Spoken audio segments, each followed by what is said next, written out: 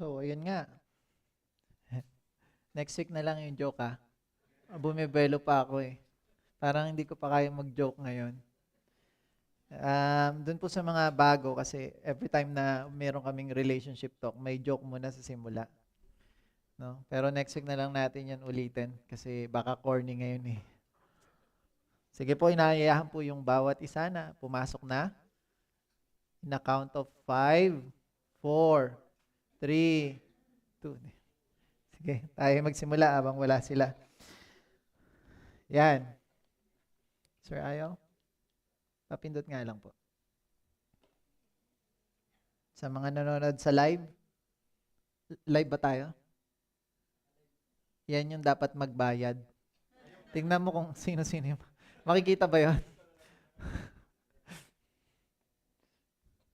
Yan. So, today, ayaw pa rin, Pastor.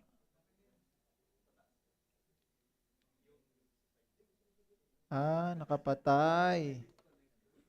Yun pala eh. Okay, so, sige, let's start. Today, ang pag-usapan natin is, syempre, nasa divorce series pa rin hanggat di natatapos tong August. Divorce pa rin yung pag-uusapan natin. Next week, ang pag-uusapan natin ay paano ba hindi mauuwi sa divorce yung inyong relationship. At ngayon, the story of divorce, ikikwento ko sa inyo, ano nga ba ang storya ng divorce sa Bible? Okay? So, from the beginning to the redemption period. Okay? Yung pagbabalik ni Kristo. Okay, let's start. Mabilis lang to. Tapos mas maganda tanungan tayo. Okay? Genesis 2, sabi diyan, in the beginning, no divorce. Wala daw pong divorce sa pasimula. Okay? Malinaw? Okay? Genesis 2:24, a man shall leave his father and mother and be united to his wife, and they shall become one flesh. Okay? Wala diyan sinabing available yung divorce. God's design was simple.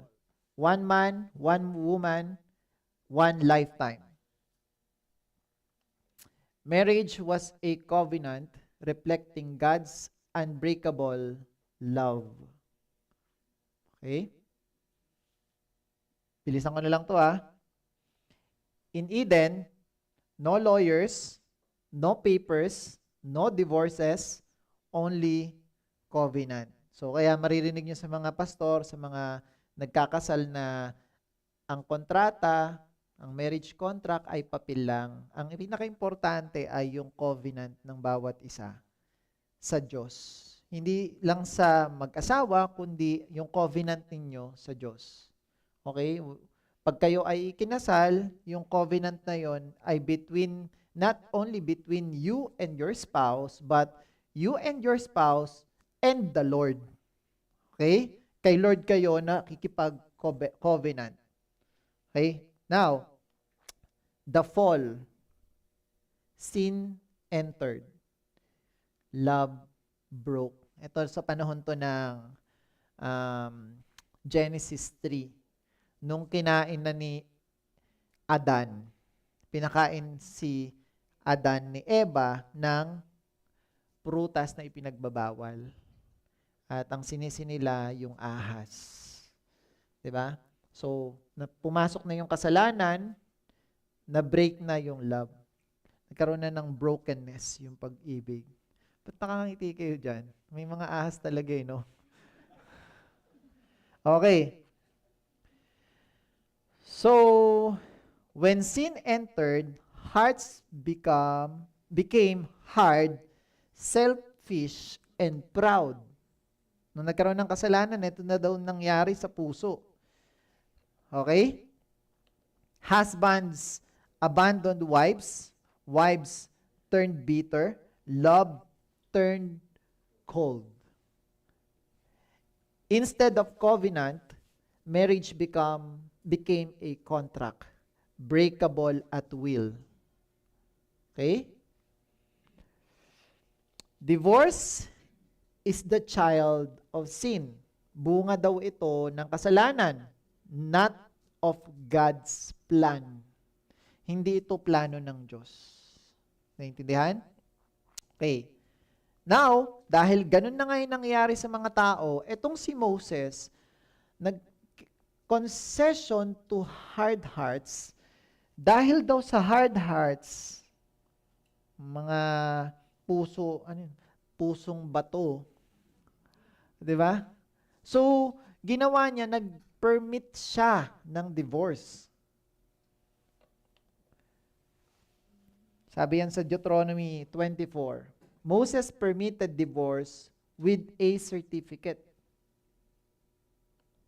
Ano sabi diyan? If a man marries a woman who becomes displeasing to him because he finds something indecent about her, and he writes her a certificate of divorce, gives it to her and sends her from his house, and if after she leaves his house, she becomes the wife of another man, and her second husband dislikes her and writes her a certificate of divorce, pag hiniwalayan daw ulit siya, gives it to her and sends her from his house, or if he dies, kung namatay daw yung pangalawang asawa, then her first husband, who divorced her first, is not allowed to marry her again after she has been defiled.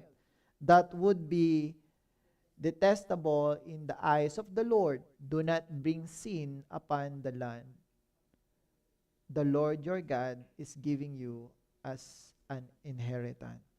So, may certain na mga provision na binigay. Nag-permit si Moses dahil sa katigasan ng puso, sa mga pusong bato. 'Di ba? Pinermit niya, pero it's not God. It's Moses. Why? Not to encourage it. Hindi niya ini-encourage. Kasi nga, bago pa magkaroon ng Moses, marami na talagang naghihiwalay. Nagkaroon na ng paghihiwalayan. Pero hindi legal. Kaya nag-issue, sabi ni Moses, mag-issue kayo ng certificate of divorce. Naging legal na tuloy, hindi na covenantal. Dahil dito sa certificate of divorce. Kasi nga naghihiwalay, tapos nag-aasawa ng mga bago. Masyado ng rampant yung ganun. Tapos si Moses, inallowed niya. Binigyan niya ng permission. No, pero kailangan ng certificate of divorce para hindi naman maging adulterer yung babae. O yung aasawa sa kanya ay hindi maging adulterer. Naintindihan? Oh. Pero hindi yun yung plan ni God. To limit chaos, bakit daw ito ginawa ni Moses? To limit chaos and protect woman. Okay? Yung purpose talaga ng divorce nung panahon ni Moses ay to protect woman. Kaya mamaya i-discuss natin ng maigi, ng mas malinaw, yung paano yung mga abused woman. Okay? Tanong yan last week eh. So i-discuss ko yan ng medyo mas detalyado sa Bible kasi syempre medyo short yung time natin. Kaya eto, mabilis lang to para mas maintindihan ninyo. Now, without a certificate, woman could be left destitute or accused of adultery.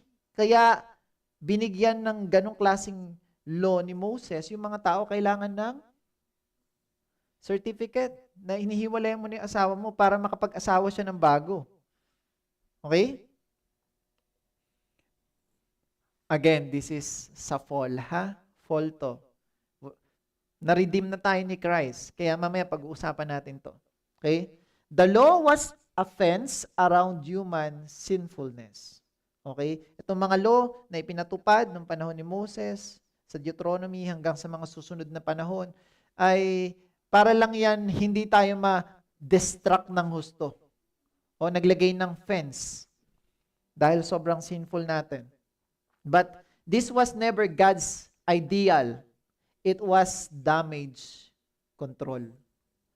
Ang ginawa ni Moses, kinontrol niya lang yung damage para hindi na lumala. Kasi mga adulterers na yung tao eh. Naghihiwalay, simpleng dahilan, tapos yung babae mag-aasawa ng bago, yung lalaki mag-aasawa ng bago.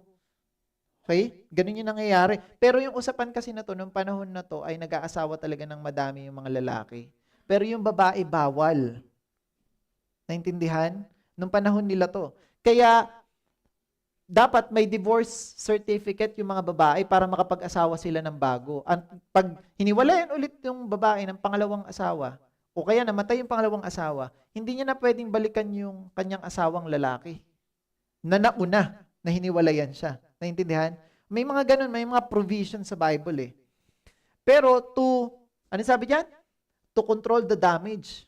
Para hindi na lumala, hindi na lumaki. Fence nga yan eh. Yan yung ginawa ni Moses, kaya siya nagpatupad ng ganyan. Okay? Siyempre si Moses yung leader na inappoint ni God, na inanoint ni God to lead the people. At nakita niya yun yung problema, sobrang makasalanan ng mga tao. Sobrang tigas ng kanilang puso. Kaya anong ginawa niya? Ginawa niya fence para hindi na lumala kasi nadudungisan na nilang, di ba? Yung piniling bayan ng Diyos. Nagiging masama na yung land ng Diyos. Yun yung sinasabi diyan. Okay? Now, sabi ng mga prophet, God hates divorce. Ayaw niya talaga yan. Ibig sabihin, hindi niya gusto yung nangyayari.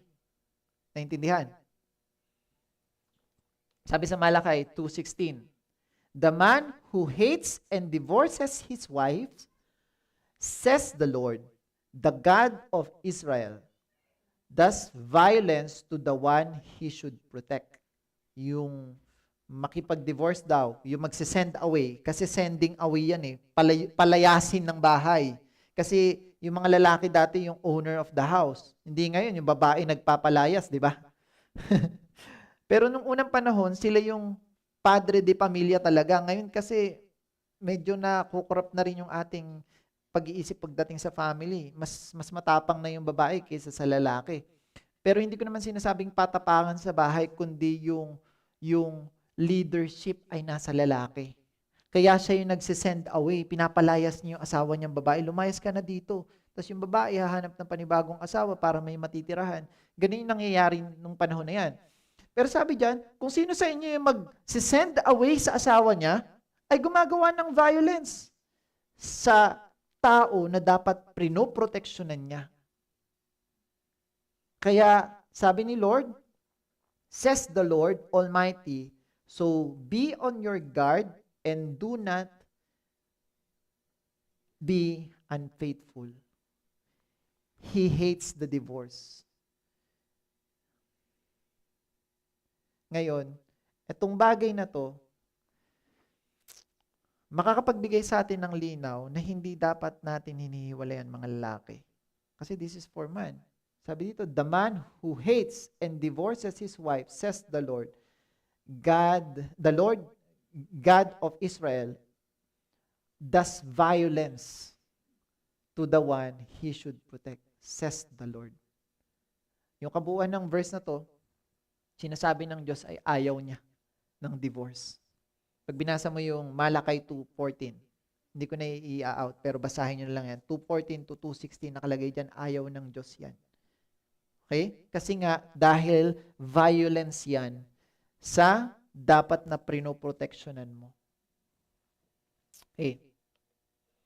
The prophet reminded Israel, ang time na to, si Malakay, divorce isn't just breaking a human bond, it's breaking covenant with God.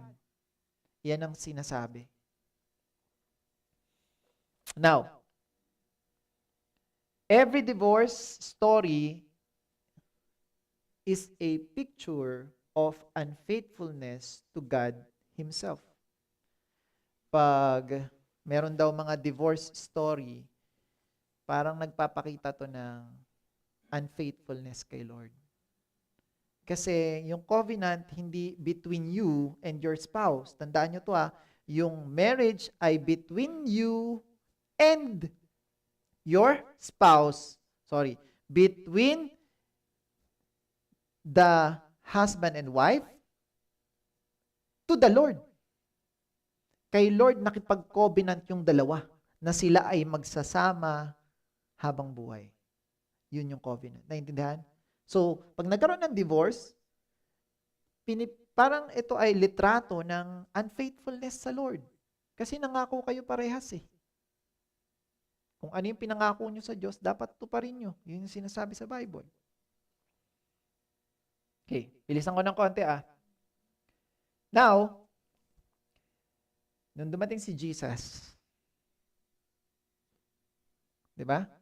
Ibinigay ni God the Father yung kanyang bugtong na anak, nasa langit, naging tao. For God so loved the world that He gave His only begotten Son, that whosoever believes in Him should not perish but have everlasting life. Ito na yung time na binigay ni God the Father si Christ. Anong nangyari? Binalik niya sa beginning. So, kwento natin, ito yung storya. In the beginning, there is no divorce. Then, Genesis 3, nagkasala yung tao. Naghiwa-hiwalay na sila. Nag-asa-asawa ng may mga asawa na. Mali, tama? Ginawa ni Moses, kasi makasalanan yung tao, wala siyang magawa, kundi lagyan lang ng fence. Para lang hindi lumala. Pero hindi ibig sabihin na gusto ng Diyos yun.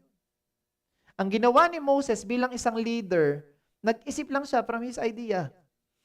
Paano ko kaya masusolusyonan to? Hindi, talagang maghihiwalay sila. Kahit napigilan mo, kahit nasabihin mo na against the law yan, kahit nasabihin mo na hindi yan gusto ng Diyos, naghihiwalay sila. So ganito na lang, magbigay na lang tayo ng provision.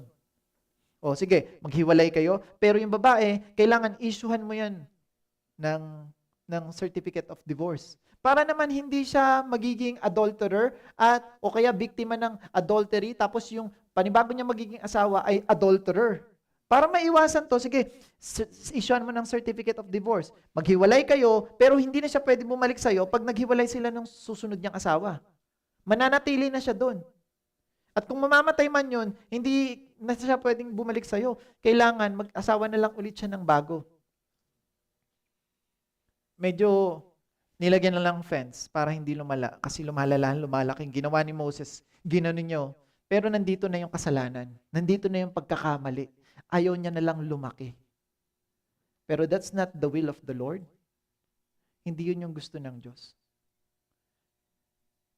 Kaya, nagkaroon ng permiso yung mga lalaki. Lalaki kasi yung nagsisend out sa kanyang mga asawa. Hindi yung babae. Wala sa Bible hanggang sa New Testament, hindi babae ang nagsisend out. Mamaya, matatalakay ko yan sa inyo. Hindi pwedeng makipag-divorce. Kaya mas malala ngayon. Bakit? 60 to 70% ng mga babae o ng mga divorces dito sa Pilipinas, sa ibang bansa rin, ang mga nangunguna ng pagpa-file ng divorce ay babae. Mas matindi, mali. Kasi ito, pag pinag-usapan to kahit sa New Testament mamaya, dadaanan natin, lalaki lang talaga yung binibigay ng na makipag-divorce Napaka-unfair, no? Pero, ayun yung nakalagay sa Bible Hindi naman natin pwedeng maliin yung Bible dahil sa circumstances ng mundo.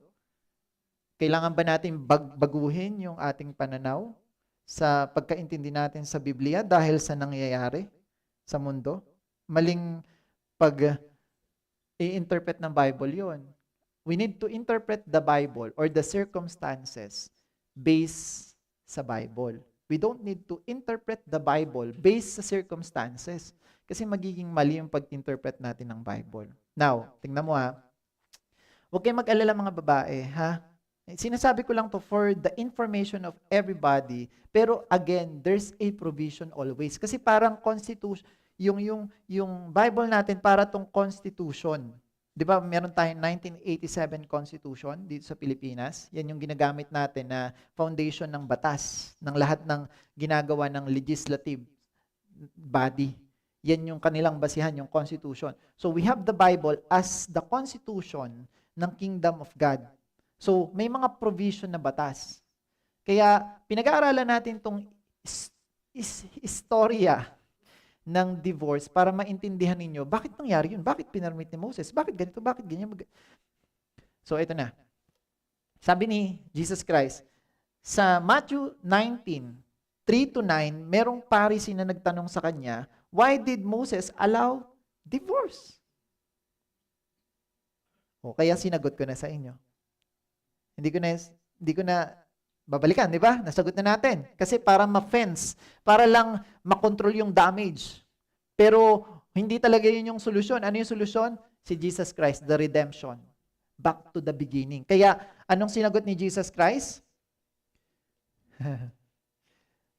Ito yung storya. Basahin natin.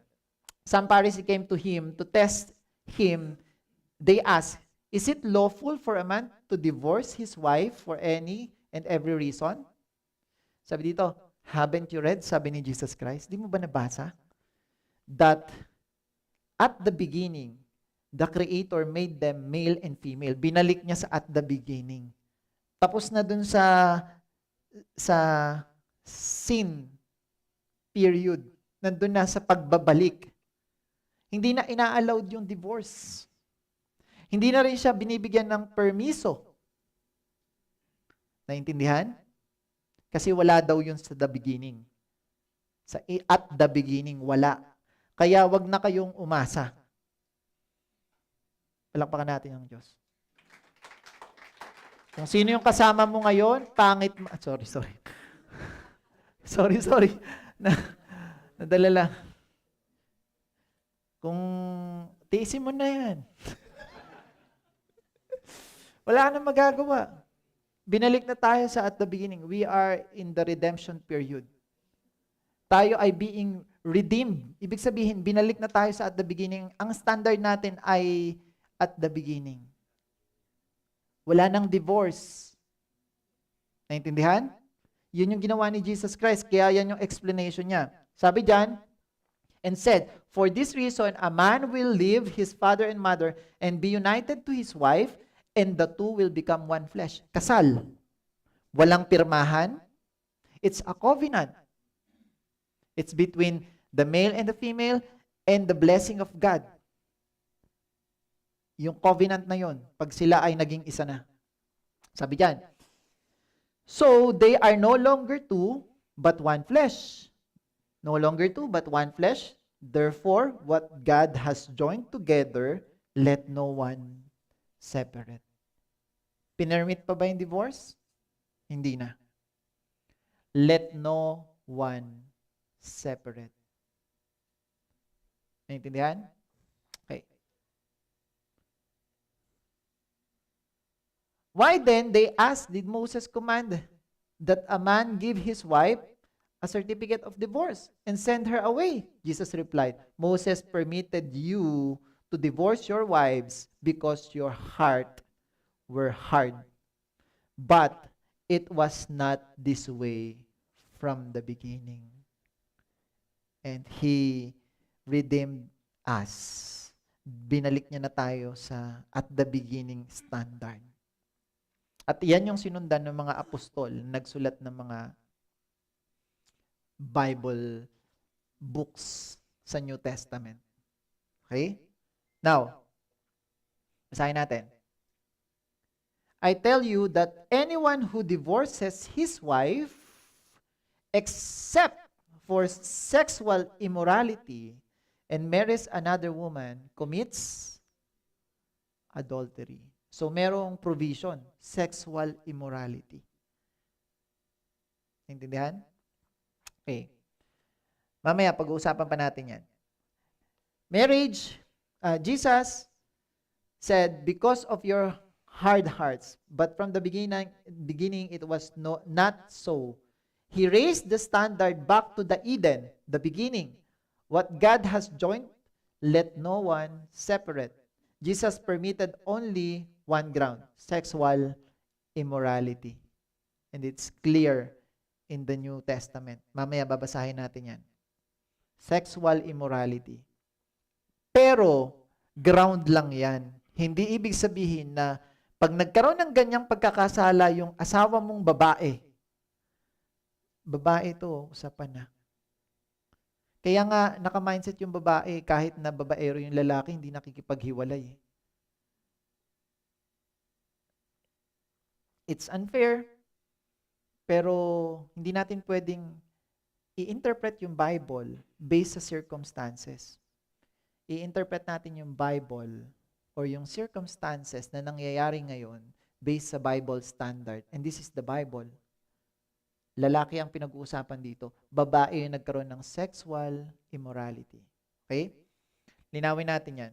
Meron pa naman tayong isang linggo para pag-usapan to eh. Okay? Next week. Para maiwasan yung divorce. Next week, pag-usapan natin. Marriage is a covenant, not convenience. Sabi doon, sexual immorality lang yung magiging ground para mag-divorce. Pero nakaka-bless yung mga tao na nagkasala yung babae, pero hindi nila hiniwalayan. And it's love. Forgiveness. Yun yung tinuturo ni Lord. Kaya nakaka-bless yung mga ganun. Hindi lahat ng lalaki ganun, pero sana wala rin babaeng magko-commit ng sexual immorality. And you know that, kung ano yung tinutukoy ko. Okay? At kung kayo nasa kalagayan ng ganun, ay sana mapatawad ninyo ang asawa ninyo at huwag nyo siyang gawing ground para send out o send away yung inyong asawang babae. Okay? Now, sabi ni Paul, practical church teaching. Ito, medyo mahaba to. Sabi dyan, 1 Corinthians 7:15, but if the unbeliever lives, let it be so. The brother or the sister is not bound in such circumstances. God has not called us to live. No, God has called us to live in peace. Okay, halimbawa, marami yan eh. Hindi ko yan ma-explain ng lahat, pero may mga provision kasi. Pag hindi mananampalataya yung asawa mo, tapos ikaw ay mananampalataya, tapos iniwang ka niya, let it be. Parang ganon. Pero sa ibang panahon, pag-aralan natin to kasi magugulo yung isip nyo, wag nyo nang isipin to masyado. Pero basahin nyo na lang yung 1 Corinthians 7 kabuuan. Hindi ko to madidiscuss ng buo, sobrang dami nito eh. Provision kasi to eh. No, na para maging basihan natin. Pero again, forgiveness pa rin yung pinaka-importante. Love. If you can forgive, if you can reconcile, kasi we are in a reconciliation ministry, tayo ay inatasan ng Diyos na makipag-reconcile.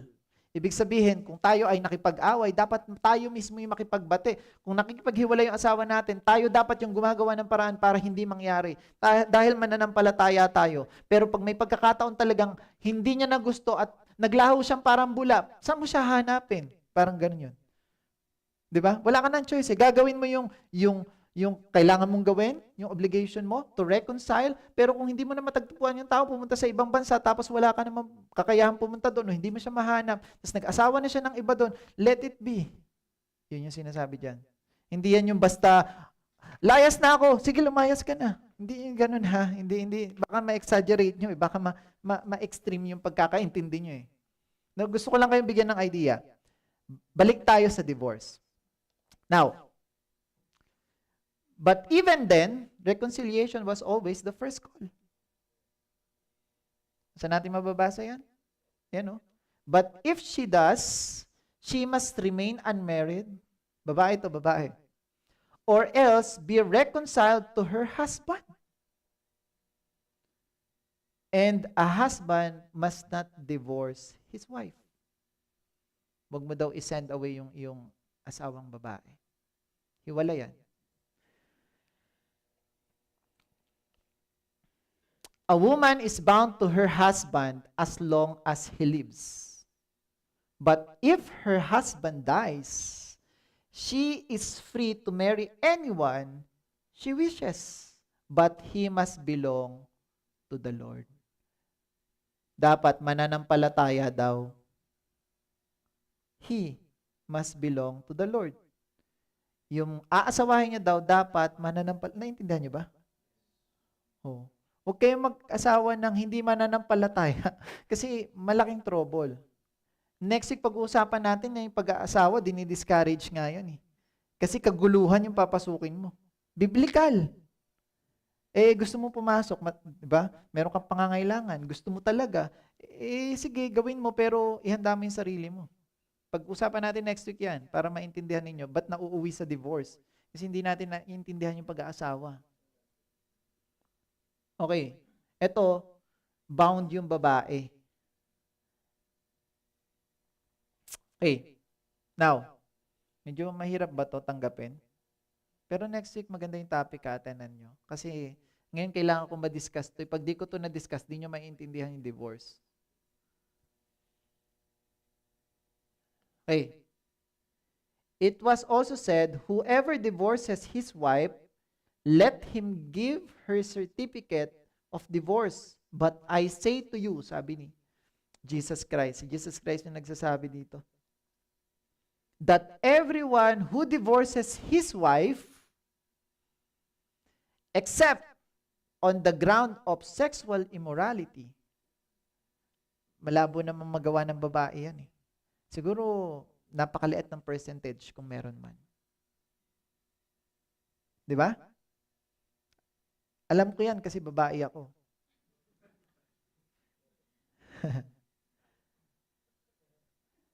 Except on the ground of sexual immorality, makes her commit adultery. Hinahayaan mo daw na yung asawa mo ay mag-commit ng adultery pag hiniwalayan mo siya. Kung hindi naman ito yung ginawa niya. Bakit? Sabi sa Matthew 5:3, but I tell you that anyone who divorces his wife except for sexual immorality makes her the victim of adultery. And anyone who marries a divorced woman commits adultery. Kaya nga, sinasabi ni Moses na magbigay ka ng certificate of divorce. Kasi yung asawa mo, pag nag-asawa yan ng iba, nagko-commit yan ng adultery.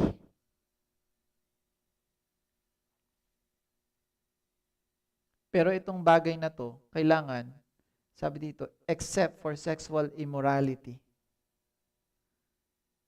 makes her the victim of adultery. Ibig sabihin, is it lawful? Tanong kasi dun, is it lawful to divorce your wife? A man will divorce his wife. Yun yung tanong kay Jesus Christ. For any and every reason? No! One reason only. Sexual immorality. Pero tayo ba ay dapat sumuporta sa divorce? Hindi. Kasi nangyari sa panahon ni Moses. Pag sinuportahan natin at kung baga ikaw maging legislator ka tapos iboto mo yun, no, magkakaroon na sila ng maraming grounds para makipaghiwalay. Mag-iimbento na lang sila kasi gustong-gusto ng taong kumawala sa bagay na pinasok nila. Yung covenant lalo masisira. Kaya tayo mga Kristiyano ay hindi sumusuporta sa divorce. Kasi tayo ay nasa reconciliation ministry. Kung nagkasala yung asawa mo, i-encourage natin yung kapatid natin na balikan mo siya. Bigyan mo siya ng chance. Makipag-reconcile ka. Huwag mong hayaang malulung siya dun sa kasalanan niya. Yan yung pinapayo natin. Hindi porket may sexual immorality na ground, ay every time na may ganito, ay dapat hiwalayan na agad. Sabi yan lang yung ground. Ibig sabihin, kung wala naman sa isip at sa puso mo, yung makipaghiwalay kahit nagkasala, great job. Kasi ayaw ng Diyos ang divorce. Naintindihan niyo ba to? Nalilinaw ko ba sa inyo? That's why tayo mga mananampalataya, tayo mga naniniwala sa Diyos ay hindi sumusuporta sa divorce na illegalize. Kasi kung ano-anong dahilan na lang yung gagawin ng tao. Kaya kung magiging mga congressman kayo, mga senator kayo, balang araw, huwag niyong iboboto kung may magsusumite ng ganong klaseng batas. Ha? Kasi sobrang daming magdi-divorce ng walang dahilan. Wala hindi ko na-trip. Pumangit na siya, tumaba na siya eh. Hindi, kalbo na siya ngayon eh. Kung ano-anong dahilan na lang. Hindi na ako nagiging masaya eh. Yun ba yung sinasabing dahilan? Oh.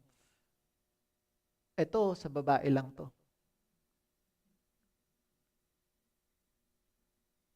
Yung lalaki, hindi mo pwedeng hiwalayan. Malinaw sa Bible yan. Mamaya, dun sa ipapaliwanag ko sa inyo mamaya.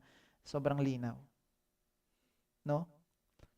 It is like unfair, pero no, it's fair. Mamaya makikita nyo. Kasi, kaya talaga inallow yung divorce to protect woman. Divorce was the last resort, never the goal. Last resort na lang talaga yan. The gospel, the true story behind divorce. So ano ba talaga yung divorce? Every human divorce points to the deeper divorce. Ano yung deeper divorce? Humanity divorcing God. Tayo ay humihiwalay na sa Kanya. Wala na tayo dun sa Kanyang mga batas. Sa Kanyang, anong tawag ng mga principles. Humiwalay na tayong tuluyan. Ito yung talagang malalang divorce. Israel unfaithful to her covenant husband. Okay? Si Christ yung bride's groom ba yun? Bride's groom. Groom ng bride. Sa Revelation mababasa niyo yun. Tapos yung church ay the ecclesia is the wife of Christ. Mababasa niyo rin yan sa Ephesians 5:22 hanggang 33. Basahin niyo yan. Na inahalin tulad si Kristo sa asawang lalaki at yung babae sa iglesia, sa church, sa mga mananampalataya. Na siya yung husband, tapos yung church, yung wives.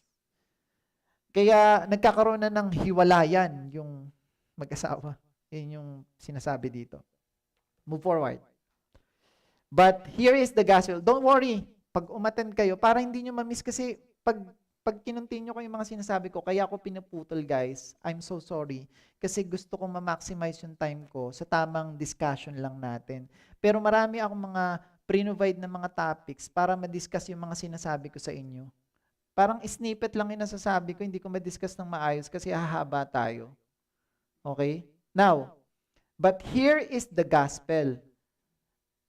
Though we were unfaithful, God remained faithful.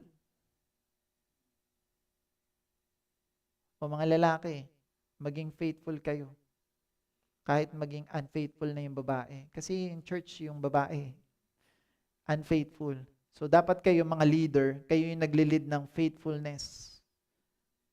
Now, though we walk away, Christ came to win us back. Kita mo to. Kaya ayaw ni Lord ng divorce. Dapat ikaw lalaki, pag yung asawa mo lumayas, habulin mo't hanapin mo. Huwag yung ikaw yung magpapaalis ng bahay. Kayo rin namang mga babae, huwag nyo namang kaming palayasin. Kahit na kayo pa yung bumili ng bahay. Okay. So, kailangan reconciliation. Kasi yan yung ginawa ni Kristo eh. Ni-reconcile niya tayo. Siya yung unang-una nagpakita ng reconciliation. Nakipag-divorce tayo kay God. Wala na tayong connection sa Kanya. Pero because of Jesus Christ, our relationship reconciled. Naintindihan? So, kayo mga lalaki, kayo yung manguna ng pakipag-reconcile. Kung nakagawa ka ng mali, kahit na pag nakagawa ka ng mali, makipag-reconcile ka. Pag nakagawa ng mali yung babae, ikaw pa rin yung manguna. Naintindihan? Ha? Naintindihan? Yes, yun. Ano? Ay, may nalampasan ba ako? Big idea. The cross is God saying, I will not divorce you. I will not divorce you. I will redeem you. So, mga lalaki, ha? Kahit na sexual immorality pa yung magawa ng babae, hindi ko kayo binibigyan ng permiso. Mga babae ha. Pero mga lalaki, reconciliation, redemption ng relationship, yung prinopromote ni Christ. Kaya yung kwento nung future husband ni Lawrence, sobrang nakaka-bless yun eh. Kwento ko ulit, kasi marami namang bago dito. Yung tropa nila, ni Joseph, di ba? OFW. Seaman? OFW. Seaman. Pag uwi, buntis yung asawa. Nakapagtaka yun kasi ilang buwan, 9 months. Tapos buntis. Wait lang, bibilang ka ng taon. Talagang hindi papasok kasi 9 months kang wala eh. Ba't di pa nanganganak? Oh, so automatic na, iba nakabuntis. Pero anong ginawa niya? Pinanagutan niya yung bata. Pinatawad niya yung asawa niya, inako niyang anak niya. Wow. That's a man. That's a kind of man with Christ's image. Palakpakan niyo nga, Diyos. Pero mga babae, hindi ko sinasabing gawin niyo yung ginawa ng asawa, ha? Na babae. Sinasabi ko lang na gawin naming mga lalaki yung ginawa ng asawang lalaki. Ha? Yun yung promote ko dito, hindi yung ginawa ng babae, kundi yung ginawa ng lalaki. Pagpapatawad, redemption. Sabi niya, the cross is God saying, sabi ni Jesus Christ, nung nakapako siya, I will redeem you. I will not divorce you. I will reconcile you. Whew. Though may grounds kayo, si God may grounds eh. Si God may grounds. Pwede nga na tayong patayin lahat, tupukin. Sa dagat-dagatang apoy, pero ang sabi niya, for God so loved the world, there's no reason. Kasalanan yung tao, pero binigay niya pa. Yung kanyang bugtong na anak, to reconcile. Ikaw yung tarantado, ikaw yung gumawa ng mali. Pero siya pa nagbigay. Tapos ikaw lalaki, makagawa lang ng mali yung asawa mo. Hiwalayan mo na ba? O kahit na sexual immorality pa yung ground mo, na binibigyan ng permiso to divorce your wife, ano gagawin mo? Hihiwalayan mo? Yan ba yung tinuro ni Christ? That's why we, the Christians,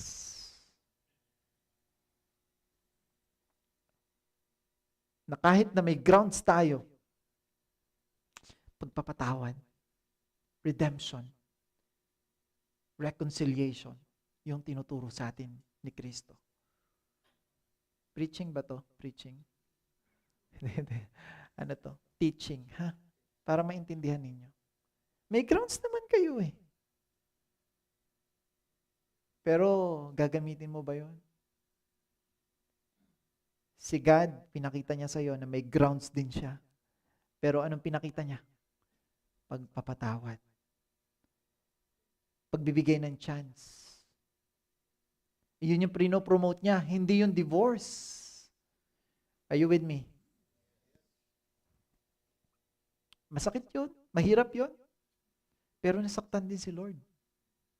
Nahirapan din siya. 400 years nga siyang di nagsalita. Wala siyang pinadalang propeta ng 400 years. Simula Malakay hanggang dumating si Jesus Christ. Si John the Baptist na yung susunod. 400 years yun. Nanahimik yung Diyos. Siguro, hindi ko alam, nag-iisip siguro yung Diyos. Tutupukin ko na ba itong mga ito? Papatayin ko na ba silang lahat? Tuloy na ba ako makikipaghiwalay sa kanila? Kung ginawa man yun, hindi naman ang pinag-isipan ng Diyos. Yung nakatakda talagang iligtas niya, yung sangkatauhan. Nakatakda talagang makipagbalikan siya. So itakda mo yung sarili mong makikipagbalikan ka kahit anong mangyari. Palakpakan niyo yung Diyos. Kahit anong mangyari. Malinaw ba to? Mahirap bang intindihin? O nagigets nyo? Sabi dyan, divorce is not just a marriage problem. It is a sin problem. Moses permitted it because hearts were hard. Jesus confronted it because love was lost. At ang tinuturo niya ay love. But the cross solved it because covenant love was restored. Amen? Matatapos na ako. Tapos na pala. Woo! Palakpakan natin. Ito yung tanong last week. No? For abused woman, do not divorce.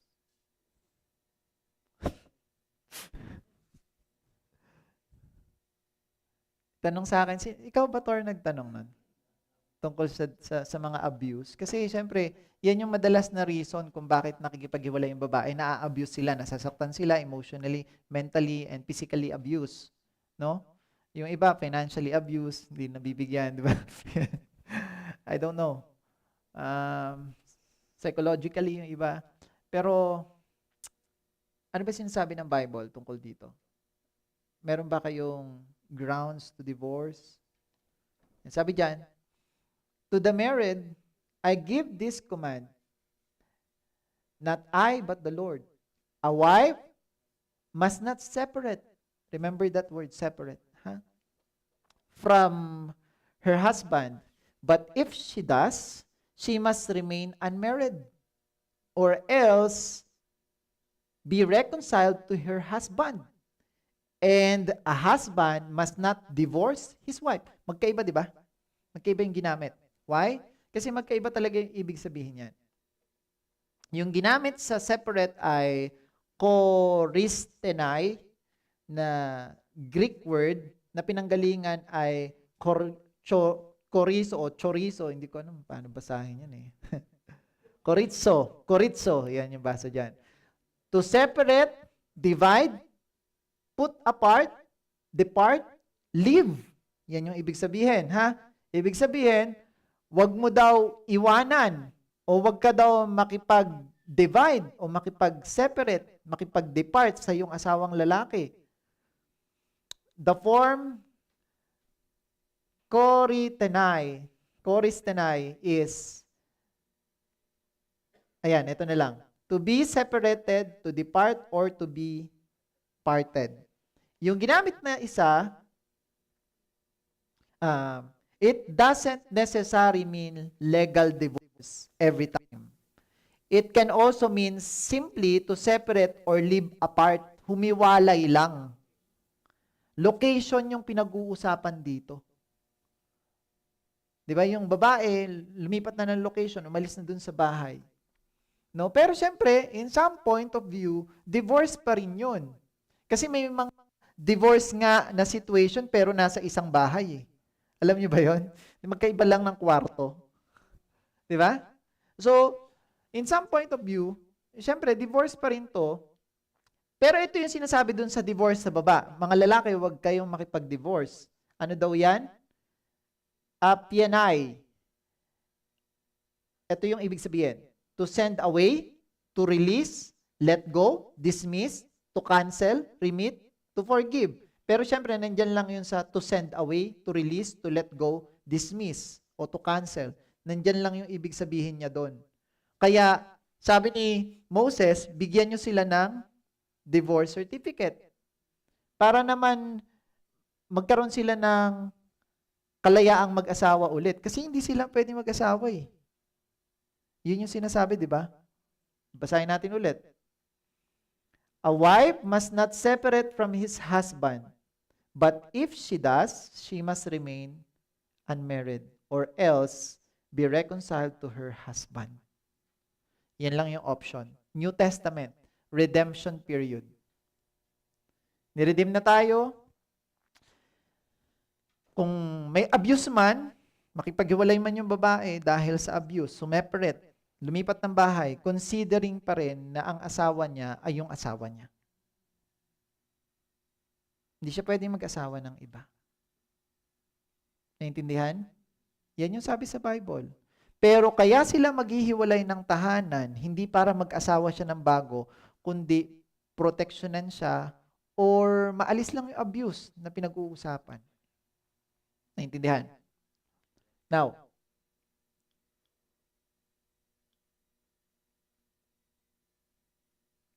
hindi na yan. Sabi dito sa 1 Corinthians 7:10-11, if a man marries a woman who becomes displeasing to him because he finds something indecent about her, and he writes her a certificate of divorce, give it to her and sends her from his house. Kailangan ng certificate. Lalaki. Lalaki to eh. Hindi babae. Pero 60 to 70% ng population ng divorce cases dito sa Pilipinas tsaka sa ibang bansa, mas malaki pag babae, di ba? Pero dito sa Bible, nung pinag-aaralan ko, lalaki talaga eh. Now, hindi, circumstances eh. Kailangan natin i-consider yung tradition nila tsaka sa tradition natin. Pag ganun yung ginawa natin kasi mamamali. Yung pag i-interpret natin ng Bible. So kung gagawin natin tong Constitution ng Pilipinas, hindi talaga binibigyan ng karapatan yung babae na makipaghiwalay, yung lalaki lang. Yung babae, aalis lang siya pero hindi na siya pwedeng mag-asawa ng bago. Ngayon, para makapag-asawa siya ng bago, anong gagawin ng lalaki? Siya yung magbibigay ng? Dapat ganun yung proseso. Kung papayag tayong may divorce. Pero again, katulad ng sinasabi ko, tayong mga Christians, against sa divorce. Kasi ayaw ng Diyos yun. Nililinaw ko lang to para magkaroon kayo ng idea ano yung dapat gawin ng babae. Pwede siyang sumeperate sertor. No? Parang lawyer ako dito pag pinag-aaralan ko. Yun talaga eh. Wala tayong magagawa eh. Parang Constitution ng Pilipinas itong pinag-aaralan ko. Pwede siyang sumeperate, pero hindi siya pwedeng mag-asawa. Para lang mawala yung abuse. Maproteksyonan siya. Naintindihan? Okay, tuloy natin. Divorce make her a victim of adultery. Okay, pag yung lalaki daw, dinivorce siya, sabi diyan, but I tell you that anyone who divorces his wife except for sexual immorality, ito yung kanina, makes her the victim of adultery. And anyone who marries a divorced woman commits adultery. Kaya hindi pinapayagang mag-asawa yung babae. Kasi magko-commit ng adultery yung susunod niya mapapangasawa. Pangalawa, yung babae ay adulterer na rin or biktima ng adultery. God hates violence. The Lord examines the righteous, but the wicked, those who love violence, He hates with a passion. Grabe, matindi daw yung kanyang passion na I-hate yung mga gumagawa ng violence. Ibig sabihin, ayaw niya ng violence. Tama? Physical abuse is violence. Mental abuse is violence. And other kind of abuse is violence. But abuse or divorce is violence to the covenant. Ibig sabihin, kung abuse man ay violence, ayaw ng Diyos, mas lalong ayaw niya ng divorce. Ano bang mas matimbang? Abuse o divorce? Divorce. Kasi covenant na yung apektado. Kaya hindi talaga prino-promote yung divorce.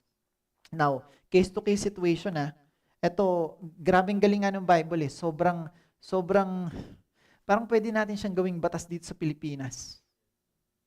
Sobrang galing. Tumatalino ako dito. Sana tumalino rin ka.